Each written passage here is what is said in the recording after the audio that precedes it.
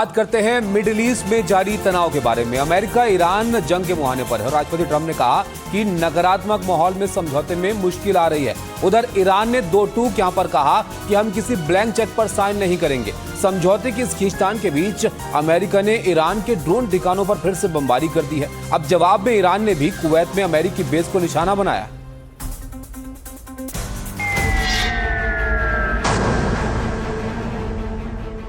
Iran के radar और drone control ठिकानों पर अमेरिका के ताजा हमले।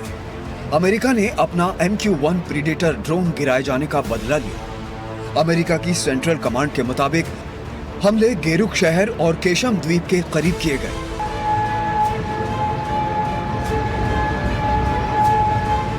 इसके बाद कुवैत का आसमान सायरन और एयर डिफेंस की आवाज से गूंज उठा। कुवैत ने कहा कि ईरान के ड्रोन और मिसाइल हमलों को रोकने के लिए उसका एयर डिफेंस सक्रिय हुआ है। ईरान ने भी कहा है कि उसने जवाबी हमले किए हैं, लेकिन ये नहीं बताया कि कहां। अमेरिकी हमलों के कुछ घंटे बाद ही डोनाल्ड ट्रंप ने कहा कि ईरान समझौता चाहता है, लेकिन जिस तरह का नकारात्मक माहौल बन रहा है उसमें उनके लिए समझौता करना मुश्किल होता जा रहा है, लेकिन अंत में सब ठीक होगा। जानकारों के मुताबिक ट्रंप समझौते के मसौदे में कुछ बदलाव चाहते हैं, खासकर परमाणु वादे और हॉर्मुज को लेकर सख्त भाषा की पैरवी कर रहे हैं। उधर ईरान के विदेश मंत्री अब्बास अरागची ने कहा कि वार्ता चल रही है और समझौता होने की बात महज अटकल है।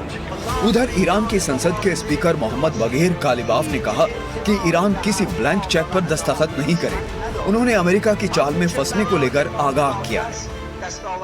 उधर इजराइल के प्रधानमंत्री नेतन्याहू ने लेबनान की राजधानी बेरूत के दाहिया इलाके में हिजबुल्लाह ठिकानों पर हमले का आदेश दिया है। इससे पहले नबातिये शहर के करीब पहाड़ी पर बने 1000 साल पुराने किले पर इजराइल ने कब्जा कर लिया।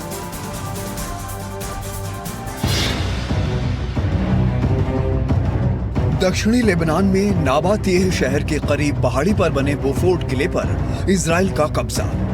कई दिन भीषण फायरिंग और हवाई हमलों के बाद रविवार को इजराइल की सेना ने रणनीतिक लिहाज से अहम 12वीं सदी के इस किले पर अपना झंडा लहरा दिया।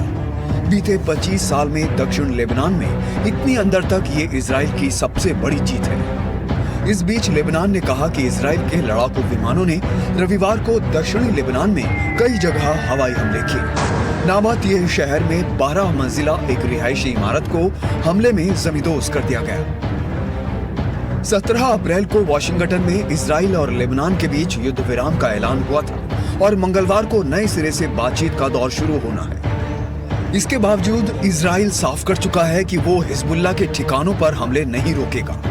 2 मार्च से लेबनान पर इजरायली हमलों के बाद से लेबनान में 3400 से ज्यादा लोग मारे गए हैं, 10,000 से ज्यादा लोग घायल हुए हैं और 10 लाख से ज्यादा लोग विस्थापित हुए हैं।